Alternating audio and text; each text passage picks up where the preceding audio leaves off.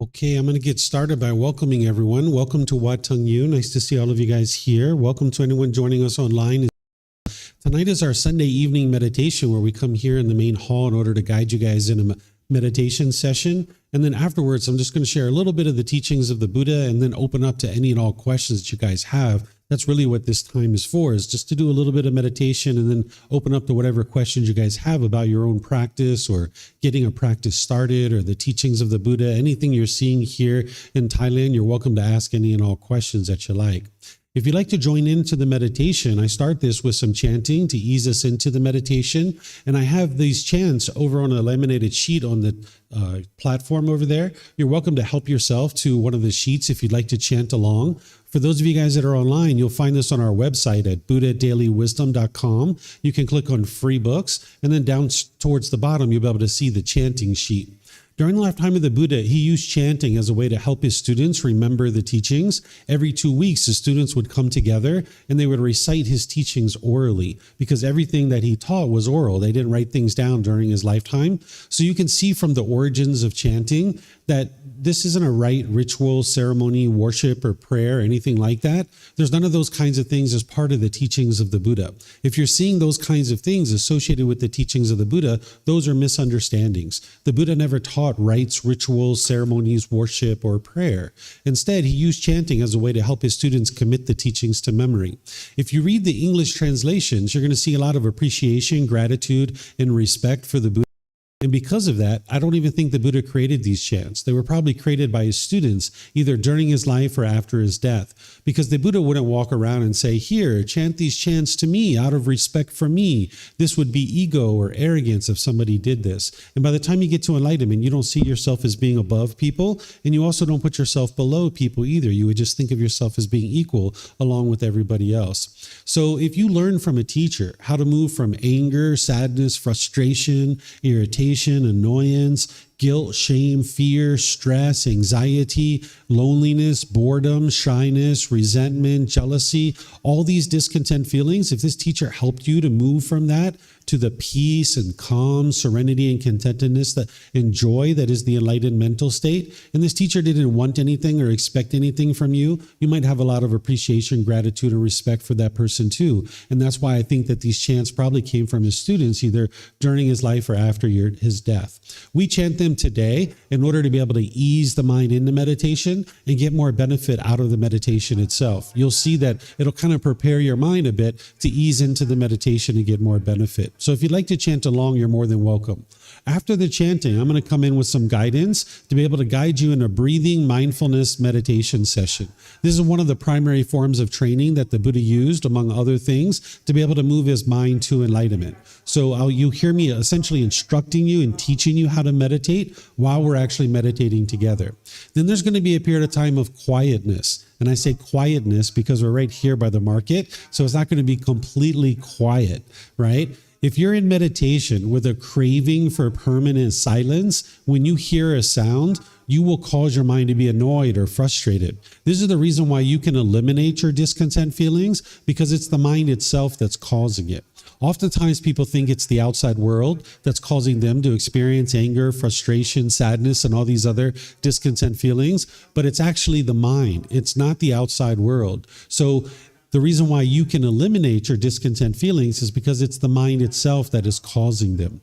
So when you're in meditation, I'm sure you're going to hear occasional sounds. There's impermanence in the world all around you. And being out here, there's going to be a whole lot of impermanence. You hear the PA system, you're going to hear people walking past, and you can be in meditation focused on the breath. And whenever you hear a sound, just understand that it's impermanent. Don't allow it to shake up your mind. Just understand that it's impermanent. And this is actually very good training for your mind. When you have all this stimulus going on, it's actually more challenging for your mind to be able to stay focused and concentrated, and that'll actually help your training a lot more. So during that period of time of quietness, I'm sure you'll hear occasional sounds. They're going to arise, they're going to change, and they're going to fade away. This is impermanence, just like everything else in the world that is impermanent. Then we're going to come out of the meditation with some more chanting. And then that's where I'm just going to share a little bit of the teachings of the Buddha with you, and then mainly open up for questions of anything you guys would like to ask. In terms of your body position for meditation, there's 4 positions that the Buddha taught: seated, lying, standing, and walking. And you would learn these different positions at different times as part of your journey to enlightenment, where oftentimes people are learning in the seated position. So I'll give you some guidance on that.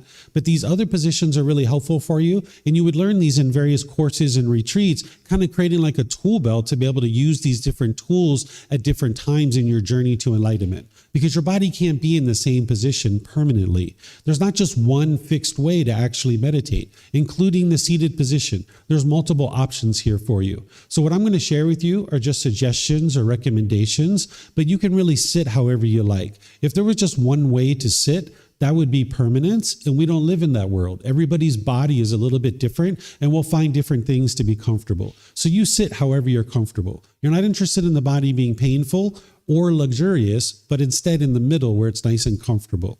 So if you're on the floor in a chair, you can really sit however you like. Maybe if you're at home, you're on a bench or a sofa or a wheelchair.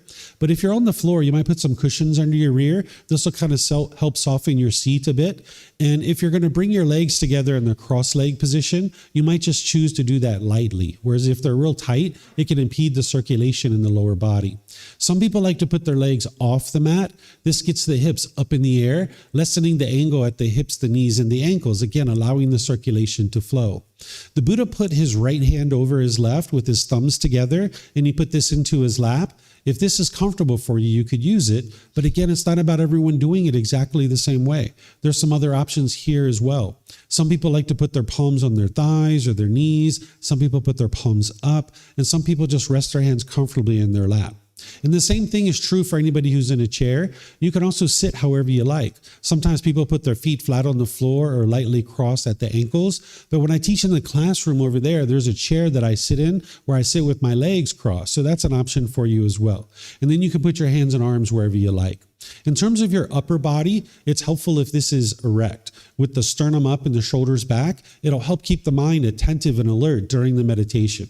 Because this is a dedicated, active, purposeful training session where you're eliminating certain unwholesome qualities from the mind and you're cultivating certain wholesome qualities in the mind. So you'd like the mind to be attentive and alert during the meditation, whereas if you were slouched, the mind would have a tendency to be dull or lethargic. But if you were real rigid with the upper body, your mind could be overactive or uptight. So you'd like the upper body to be erect with the sternum up and the shoulders back, because not only will it keep the mind attentive and alert, but it'll make it easy for you to breathe in through the nose and out through the nose. So again, I'm going to do some chanting to ease us into the meditation. You guys are welcome to join in, and then I'll come back in with the guidance afterwards. Arahang Samma Sambuddho Bhagava Wat Tung Bhagavana Api Vateyami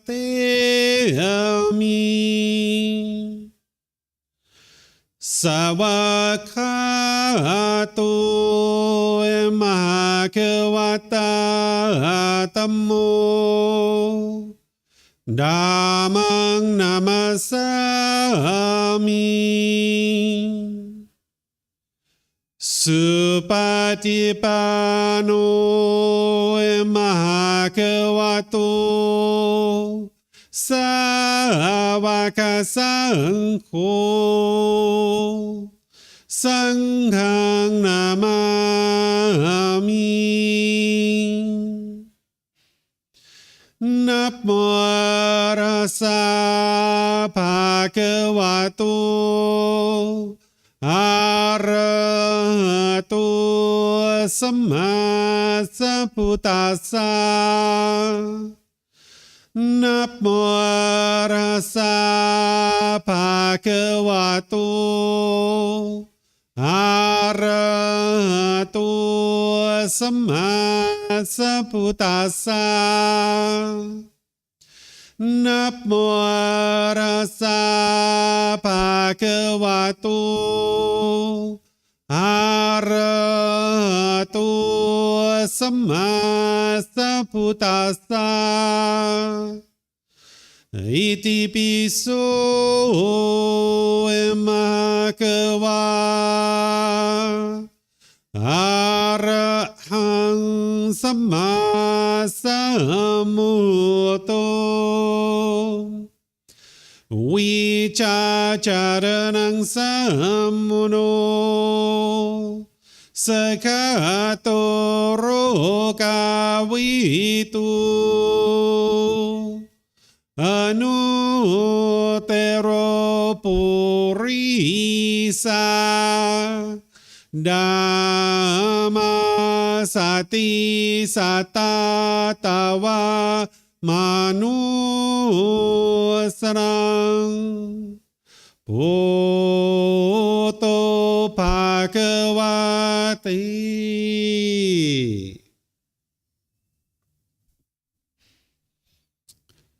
Okay, with the lower body and hands and arms comfortable, in the upper body erect, just close the eyes and start breathing in through the nose and out through the nose. Here you're just looking to establish the breath, a nice, natural, steady, consistent breath. Not forced or controlled, just a gradual inhale through the nose, experiencing the full breath. And then whenever you're ready, exhale out through the nose.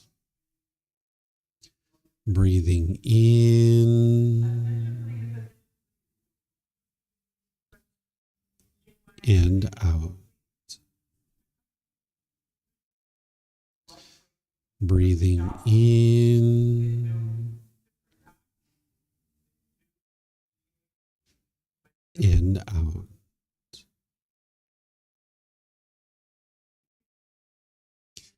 Your breath may not match up with the guidance that I'm providing, and that's okay. This is your practice. I'm just here for guidance. You can use this voice as a reminder that whenever you get to the next inhale, breathing gradually through the nose, developing a nice, natural, steady, consistent breath. And then whenever you're ready, exhale out through the nose, experiencing the full breath. Breathing in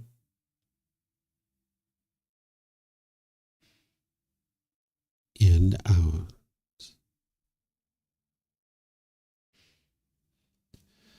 Breathing in and out.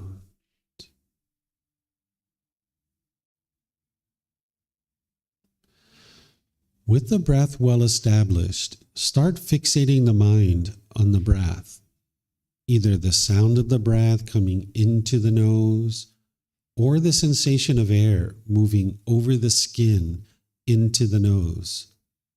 The breath is the present moment. Fixate the mind on the breath, the present moment. Breathing in and out.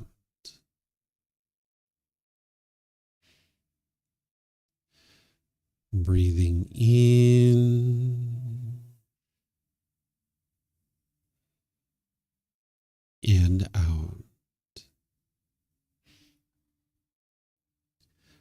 With the mind fixated on the breath, whenever you notice that it moves off the breath, cut that off, let it go, and come back to the breath, the present moment.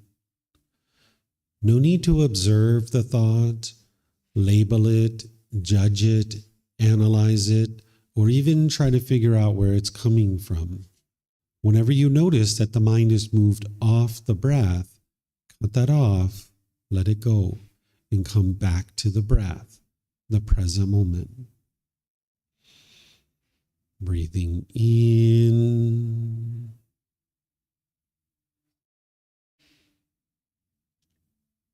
and out.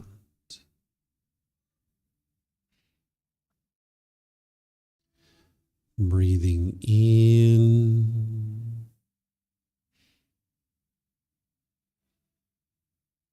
and out.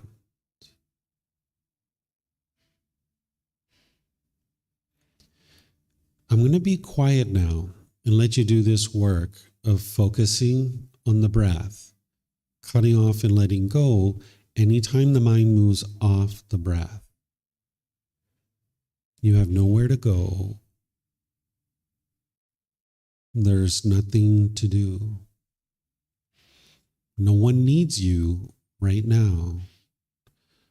This is your time to focus on the breath.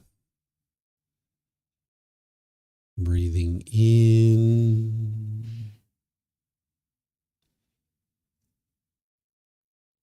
and out.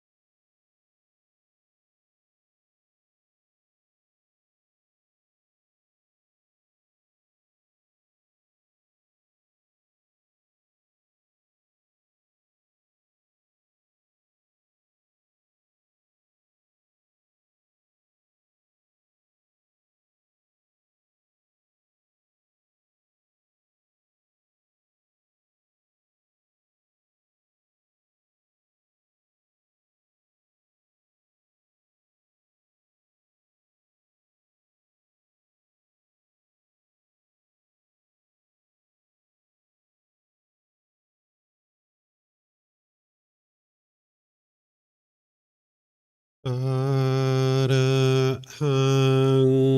Samma Sambuddho Mahakawa Wat Tung Mahakawanhang Apivateyami Savakato Mahakawata Tammo Dhammang Namasami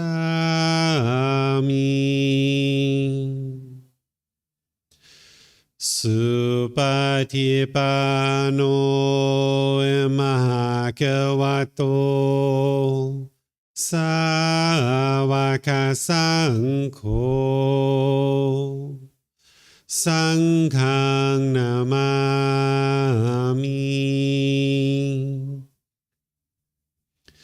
Namo Rasa Bhagavato Arahato Samma Sambuddhassa Namo Rasa Bhagavato Arahato Samma Sambuddhassa Namo Rasa Bhagavato Arahato Samma Sambuddhassa Iti piso Mahakawa Arahang Samma Sambuddho Vicacaranang Sammuno Sakato Rokavitu Anutero Purisa Dhamma Sati Satatawa Manusrang Bhutto Bhagavati. Okay, if you guys would like to slowly make your way out of meditation. Once again, welcome to all of you guys. Nice to see everyone here this evening. Welcome to everyone joining online as well. I'm going to share a bit of the teachings of the Buddha with you guys, and then I'm just going to open up to any and all questions that you guys have. When we get to the question period, we have microphones here at the temple that'll help you guys to ask questions so that everyone can hear you here at the temple, and they can hear you online as well. If you speak here without a microphone, they won't be able to hear you online. We have microphones in the front of the room. We have one in the back of the room. All you need to do is get the microphone, press the gray button. You're going to see the lights come on, and you can just hold this up to your chin, and we'll be able to hear you here at the temple, and they'll be able to hear you online as well. And then if you'd like to keep these microphones with you, you can, because maybe you have more than one question or someone around you might have a question. And then if you're not using it, if you could be sure to turn it off, that way we don't get feedback through the speakers. Oftentimes we don't hear the feedback here at the temple, but they'll hear it online. And then for those of you guys online, if you guys would like to ask questions, you can put that into Facebook, YouTube, or Zoom in the comment section, and I'll be able to see that. Or if you're in Zoom, you can electronically raise your hand, unmute your microphone, and ask any and all questions that you like. So this individual that we refer to as the Buddha, he started out as Siddhartha Gautama. He was born in Nepal, and he taught in a region that we refer to as Northeast India. He was born a prince, destined to become a king, and he stepped away from that life at the age of 29 in order to be able to understand his mind and understand the world. He ultimately gets to this mental state of enlightenment. Over a 6-year period, he trains his mind to get to the point where his mind's completely peaceful, calm, serene, and content with joy. By the time you get to enlightenment, you will no longer experience any discontent feelings. And will have eliminated all the causes and conditions that are producing things like anger, sadness, frustration, irritation, annoyance, guilt, shame, fear, stress, anxiety, loneliness, boredom, shyness, resentment, jealousy. All these feelings and others are eliminated through training of the mind. Oftentimes people think that it's the outside world that's causing these feelings. Like you might think it's your mom and dad that are making you angry, or your brothers and sisters are frustrating you, or maybe your boss is annoying you. This isn't actually true. It's your own mind that's causing these feelings, and this is the reason why you can eliminate it. What the Buddha discovered is that there's these 10 individual pollutions that are in the mind, and then he figured out the tools and the techniques of how to uproot those out of the mind, and then as you do, you'll experience more and more of the qualities of enlightenment shining through. This is occurring through gradual training, gradual practice, and gradual progress. Oftentimes people think the Buddha sat under a tree, he meditated, and then instantly got to enlightenment. This isn't actually true. He gradually trained his mind over a 6-year period to eradicate these pollutions out of the mind. And then the mind started to experience more and more of the qualities of this enlightened mental state. So the teachings of the Buddha aren't based in belief. You're not believing a bunch of things and then hoping something good happens when you die. You're learning, growing, and developing in this life. And by training your mind in this life, you'll actually see the results and the benefits in this life. So not only will an individual eliminate those discontent feelings by the time they get to enlightenment, you'll notice that your mind is focused. You have concentration, clarity, and deep memory. Because when you uproot those pollutions out of the mind can now perform optimally. Where when you have those pollutions in the mind, it doesn't perform well. So you oftentimes will lack focus, concentration, clarity, and deep memory. You'll notice that your personal and professional relationships are really blossoming by the time you get to enlightenment. Like right now, you might have a certain amount of bitterness and harshness and hostility in your mind, and that comes out in your relationships. And you might think that that's actually coming from the other people and that they're causing you to be that way, but it's actually coming from your own mind. That's why you can eliminate it. By the time you get to enlightenment, you won't even experience a bad mood any longer. So what the Buddha discovered that is causing these feelings is something called craving, desire, attachment, wants, and expectations. The mind is longing, yearning, chasing after the objects of your affection. And if the mind gets what it wants, it experiences pleasant feelings like happiness, excitement, elation, thrill, exhilaration, euphoria. But if the mind doesn't get what it wants, it gets painful feelings like anger, sadness, frustration, and others. The mind has an unquenchable thirst in the unenlightened state that it just wants more and more and more and more. And it bases its inner feelings on whether it gets what it wants or not. So the mind in the unenlightened state craves permanence, wanting things to be permanent, when in reality, everything in the world around you is impermanent. So for example, if someone gets really happy and excited when it's sunny outside, when it changes to rain or some other weather event, the mind will be angered or sad or frustrated. Or if you get really happy when your bank account balance is up here and it goes down here, you'll be sad or frustrated or irritated or annoyed or some other discontent feeling. The only thing that's happening here is change. That's it. Things are just changing because the world is full of change. But the mind craves permanence. So that's why when the mind experiences this change, it doesn't like it. So another way to say this is, yes, that the mind craves permanence, but you could also say that the mind does not like impermanence. It doesn't like change. You can look at your life and you can see when things have been changing, those are the most difficult, challenging times for you. When you're changing living locations, maybe your job or your relationships are changing, those are some of the most difficult times in your life because your mind in the unenlightened state is craving permanence. You can see this, like say you got a brand new car or some kind of object like that, and you were so happy and excited with this brand new car.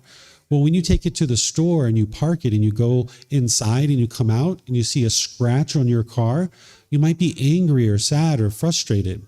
This isn't the scratch that's causing this. And it's not the person who scratched your car. It's the mind craving permanence, that the mind wants this car to be permanently beautiful, when in reality, that's impossible. The paint's going to fade. The tires are going to need to be changed. The upholstery is going to get ripped and torn. And if you crave permanence, when you're experiencing this impermanence, the mind doesn't like it. You can see it in a relationship. If you've been together in a relationship, maybe when you first got together, you were really happy and excited about that.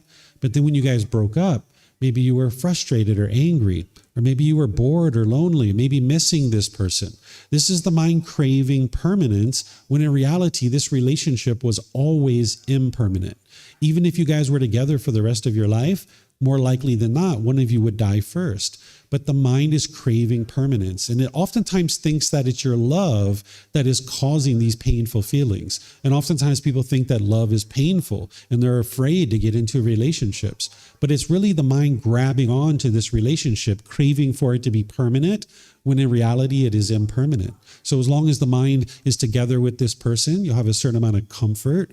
But when you break up and you're separated from this individual, that's where the mind experiences the painful feelings, because the mind's not getting what it wants, which is that permanence. You can see this in many different situations, and I can give you example after example. And if you guys would like to ask questions later and ask me some other examples, I'll be pleased to share that with you. But if you would like to take a moment to look at your own life, this is where you can really verify what it is that I'm sharing with you. Because as I shared, nothing about the teachings of the Buddha are based in belief. You need to be able to cultivate the wisdom and see the truth for yourself. So if you'd like to take a moment to look at your own life, you can see this. Take a recent situation where you've been angry or sad or frustrated, irritated or annoyed, or some other discontent feeling. It could have been this morning or yesterday or maybe last week where you were angry and frustrated.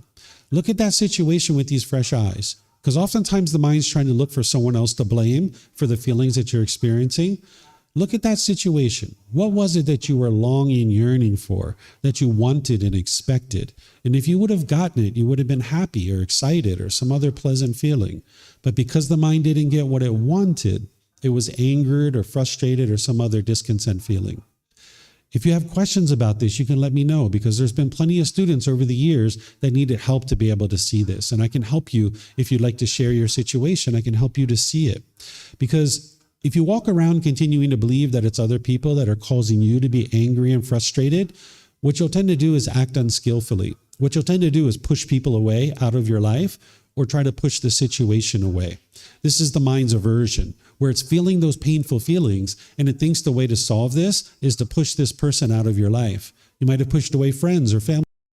And you can see that that didn't work, because when you push them out of your life, you still get angry, you still get frustrated, you still get irritated or annoyed. Or the second thing you might do when you don't understand that your own mind is causing these feelings is you might be bitter and harsh and hostile towards people through your intentions, your speech, and your actions. It's almost like an animal growling and roaring at another person, another animal, trying to fear that being into doing things your way.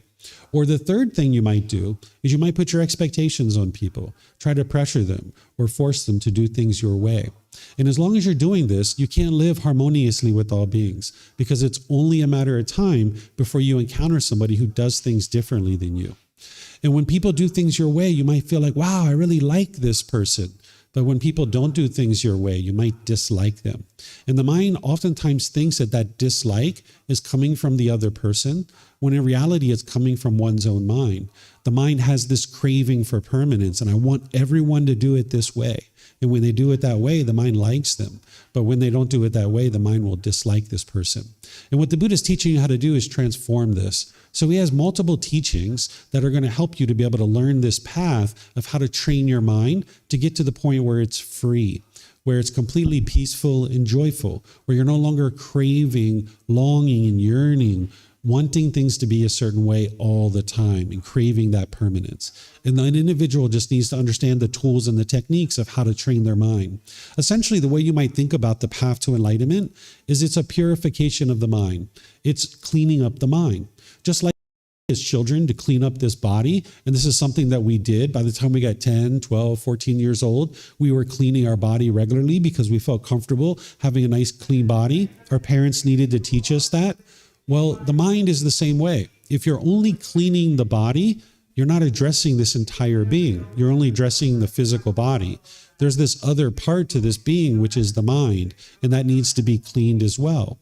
And you might not have learned that growing up as a child because our parents might not have had that wisdom. But now you're in a place that has that wisdom. Here in Thailand, they understand how to clean the mind and how to purify the mind. So that's what you're doing on this path to enlightenment, is you're purifying the mind, you're cleaning the mind. And in doing so, you'll see more and more of the qualities of the peace and joy starting to shine through. Because just like if you walked around for a few days or a few weeks or months or years with not cleaning the body, you'd probably feel pretty uncomfortable. The same thing is true about the mind. If you're not cleaning the mind, this is why there's stress and anxiety, guilt, shame, fear, and all these other discontent feelings, because the mind hasn't been cleaned up.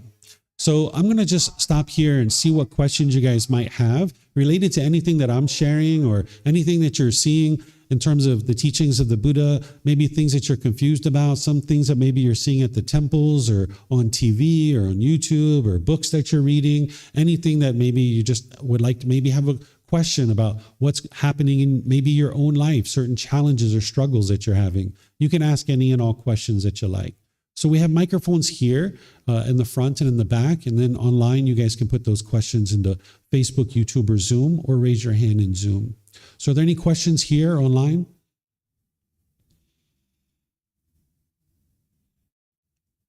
Questions?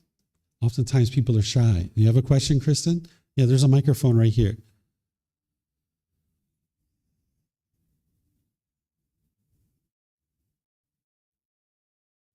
Can you hear me? Mm-hmm. Okay. This is a little weird. So I guess I have two questions. One is not even a question, but an experience that recently happened where I felt agitated and annoyed. And I haven't felt that in a little while, right? So it doesn't happen very often, but it recently happened. Poor Ted had to sort of get the brunt of that. We didn't see eye to eye on, I don't even know exactly what it was anymore, but it's probably like directions or, something along those lines, like very simple. And because he didn't necessarily agree with the way that I was approaching it, and he had his own way of looking at it, I immediately felt annoyed. And then I had to sort of walk away for just a moment, because I didn't want to take it out on him. But I noticed that it was my mind not getting the craving of I want him to do what I want. Mm-hmm. Right. And so it comes up, and sometimes I'm careful, and I will walk away and give myself a little break so that I don't do something or say something unskillful, but not always. So I just noticed just the simple thing of not getting that, that craving. Just listen to the way I want to do it and do it my way. Just happened recently. So there's that. And then I had a question about meditation. What's your question on that one? Because it seems like you're seeing it clearly that you had a craving, you didn't get what you wanted, your mind became unskillful. In the moment, I guess I didn't see it immediately, when I felt the agitation, irritation, and annoyance, my mind immediately blamed him, right? But then the teachings kind of popped into the mind, and I gave myself a little moment. We didn't necessarily talk about it, I don't think, right away, but I just kind of had to step away. So I guess, is that a good way to handle it? Yeah. The more you train your mind with all these teachings from the Buddha, meditation, but all the others, you'll be able to have more mindfulness or awareness of mind, and you'll see the mind longing, yearning before the mind actually becomes discontent. That you'll see the mind longing, yearning, you'll be able to pull it back. That's what we're doing with this breathing mindfulness meditation, is you're developing your mindfulness or your awareness of mind, where when the mind moves off the breath, you're aware of that. That's your mindfulness. And then when you cut it off and let it go, that's training your mind to let go. So now you train your mind like that in meditation, and then all throughout your day, you practice your mindfulness. It's almost like a virus scanner on a computer that's overlooking the hard drive. And when it sees a virus, it will quarantine it, clean it up, and get it off the hard drive. So your mindfulness is the same way. It's kind of sitting there in your mind, overlooking the mind. And whenever you see the mind longing, yearning, and pulling, then you know that that's a craving and it's going to lead to discontentedness, and you pull it back, you yank it back. And now as you do that, your mind will get better and better at seeing it sooner and being able to pull it back. And eventually you'll get to the point where it doesn't do that anymore. It's kind of like if there was a post or a pillar and animals were tied to this post or pillar and they kept pulling and pulling and pulling. As they're pulling, they're going to keep getting yanked back to the post and pillar. And eventually, if the animals pull enough, they'll just be like, all right, well, I'm tied to this post and pillar. I'm not going anywhere. I'm just going to sit down and be calm next to this post and pillar. The mind is the same way. Over the course of multiple years, as it's pulling, if you notice that and yank it back, over time, it won't pull anymore. You'll just understand that you think one way, Ted thinks another way, and let's discuss this and figure out what's going on and what we can do to resolve this situation. And it doesn't mean that you're going to agree with him or he's going to agree with you, but you can do it skillfully where you just talk and you try to understand what would be the best approach to solve it, this particular challenge. So with more training, you'll get better and better at noticing it and cutting it off and letting it go. The fact that you didn't see that, that's fine. You're a work in progress. You're not going to be perfect. Only an enlightened being's mind is going to be perfect. But stepping away like that and allowing your mind to distance yourself from the object, which in this case was Ted, that's actually helpful, that you're training your mind to let go. Because oftentimes when you're right next to the person, it's hard for your mind to let go. So distancing yourself not only allows your mind to let go, but then also if there's any unskillfulness that comes up, you won't damage your relationship. Where oftentimes people want to stick in there and they want to talk and they want to discuss and they want to get to the end of it, but then they're doing it angrily and it's damaging the relationship. So by stepping away, it lets your mind calm down, lets his mind calm down, and now you can come back together and you can talk about it in a way that's skillful rather than damaging the relationship. Yeah, so I didn't stop it at the sensation, I guess, is I didn't even notice it, right? Yeah. It just kind of, whoop, there it is, right? And then, so I'll have to, I think, just be more mindful throughout the day. I think I was probably just not really paying attention and just kind of there, and then it just sort of was there. Yeah, one of the things you'll notice is that if you're not sleeping much, I don't know if this happened while you guys were traveling, but yeah, I suspected, right? While you're traveling, you were on a 24-hour flight at least, and you haven't had your rest, you haven't had your comfort. The mind is already having many cravings that are getting triggered, right? You're not in the same place. You're not in the same comfortable home. You're not breathing the same air. You're not eating the same food. So all this impermanence is happening in your travels. And now here's another thing. And your mind typically isn't as diligent when it's not well trained during that period of time. So it's more easy for the mind to miss that arising of discontentedness. But with more training, you'll develop all 4 foundations of mindfulness, and then you'll be able to see it sooner and sooner. And eventually it just won't even have discontentedness at all. But in the process, you're going to need to be diligent about this and really watch over the mind. Thank you. And can I ask one more question? It's about meditation. So I sort of settle in, and then my breathing ends, and there's a point in time during meditation where I almost feel it's not necessarily the mind, but the body will start to kind of make a little noise in a sort of, I'll notice parts of my body that I need to relax. And it's almost like letting go of thoughts in the mind, like I have to let go of parts of the body. Is that something that you've experienced in meditation? Yeah, that's part of the path. That you'll notice that while you're in meditation, your mind will become aware of tension in the body, and you just need to release from your mind, and that'll release the tension in the body. And now more and more, your mind will just always be tranquil, and the body will be tranquil too. But as long as you're holding things in the mind, you'll notice things in the body that have tension as well. So it's coming from the mind, and that's where you can see that the mind's the boss. The body is the employee. It's kind of like the CPU of the computer. That's the mind. And if the mind is doing well, then the body will be doing well too. This is the tranquility of the mind will produce tranquility in the body. So if you notice those things and you're able to see that the mind's holding on to something, just let that go and you'll see that the body tension will release too. Okay, perfect. Thank you. Yeah, you're welcome. Yes, ma'am. There's a microphone behind you or one. Yeah.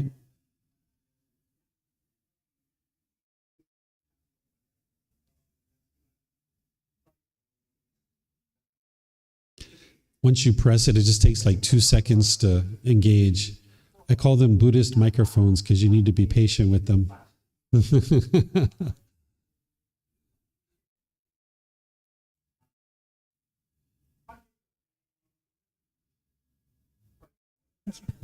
I have a question regarding meditation. So, what do you do when you find it really hard to meditate, and sometimes it actually is counterproductive, where it like amplifies the overthinking because you have more time, with yourself, and I'm having a little bit of trouble hearing you. You said that, what Yeah, do you do when you're... What do you do when you have a hard time meditating, and it sometimes makes the overthinking worse when you sit alone with your thoughts, especially if you have a habit of overthinking, and whenever you sit alone with your thoughts, it actually like makes it worse. Yeah. In my opinion, meditation isn't making your overthinking worse. What's happening is you're just more aware of it. Because when you're in meditation, you have more mindfulness. So you're becoming more aware of what's going on in your own mind. In your day-to-day life, when you're going about whatever you're doing, you're not necessarily aware of your mind unless your mind is more well-trained. So that overthinking is still there. It's just that it's underneath the surface and you're not aware of it. So when you're meditating, you might not be used to having such awareness of your mind that you see all that overthinking. So the solution is the meditation and all the other steps on the Eightfold Path. There's a core central teaching that the Buddha taught. It's called the Eightfold Path. You would need to know each individual factor, and meditation is just one component of this. Oftentimes with this path to enlightenment and the teachings of the Buddha, there's a lot of emphasis on meditation, and a lot of people are doing meditation. But there's all these other steps. And if you're not doing all these other steps, and you're not understanding all these other steps, then an individual isn't really fully training their mind. So out of these 8 individual factors, if you do the math, it's about 12.5% per factor. And meditation is one aspect of one factor. So it's really about 6.25% of your practice, right? Where oftentimes you go to some of these retreats and they're meditating for 8, 10, 12 hours a day. And this is, my opinion, is not necessarily wise, because an individual needs to build up their practice where it can be sustainable. And you only really need about 2 or 3 meditations a day and building up to about 30 minutes per session. And that can sound like a lot for some people, but there's probably some unbeneficial things that people are doing in their life that they could kind of strip that away and kind of reduce it so that they'll have more time for meditation. So the meditation isn't going to make your mind worse. It's not going to make your overthinking worse. It's just that an individual can become more aware of it, and they didn't realize how much of a overthinking that their mind truly has. And that can be motivation for you of, oh my gosh, look at what this mind is doing. Let me get some training in here. Because the mind is almost like a wild animal, just kind of frolicking in the forest. And when the animal trainer comes along, the animals are like, we're out of here, or, it's going to be gone. So you would like to be able to just continue to stay dedicated to growing and learning, but not just meditation. There's other factors too, because you really need to be training your mind all throughout your day. You can't meditate all day long, but you can be training your mind if you understand each individual factor, where you're aware of your mind, like I was talking about with Kristen, that you're aware of your mind all throughout your day, and where you see unwholesome qualities coming up, you would like to be able to cut those off and let those go. So I would encourage you to learn the entire path. Tonight at 9 o'clock in our classroom, I'm going to be teaching the first 2 steps of the Eightfold Path. So you guys are welcome to come learn that, or you can watch it on the recording because I live stream it and it's recorded. And I have programs and courses and retreats that I teach all the time, and they're available at no cost for people to be able to gradually learn the path to enlightenment. But tonight happens to be a time where I'm going to be teaching the very first teaching of the Buddha, the first steps of the path to enlightenment, where you're going to be able to learn the 4 Noble Truths and other teachings as well. But in the 4 Noble Truths, it's 4 simple statements that helps you to be able to understand how your own mind is causing these feelings. So the Buddha describes the problem, the cause of the problem, the elimination of it, and the path forward. So if you learn more of the full path, it'll be able to help you more. And then in your day-to-day life, when you're noticing the overthinking, you can cut it off and let it go. And then over time, it'll just gradually get better.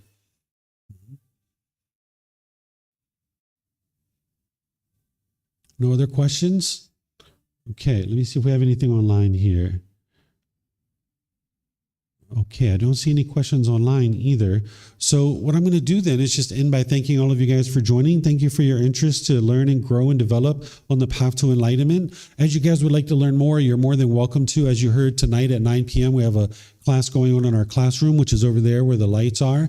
And then on Wednesday, I'll be teaching meditation as well over in the classroom. And then we're going to do a meditation session together. And then I'll open up with questions from the students. So you're always welcome to come to our events. If you look at our website, you're going to see a whole bunch of events. On Fridays, we have Temple Fun Night, where at 6 p.m. each Friday, our students all come together. We have like a little party over in the classroom where we play music, we play games, we eat snacks. People sometimes order food. You're more than welcome to come to the social events as well. And then on Saturdays and Sundays, we have regular classes.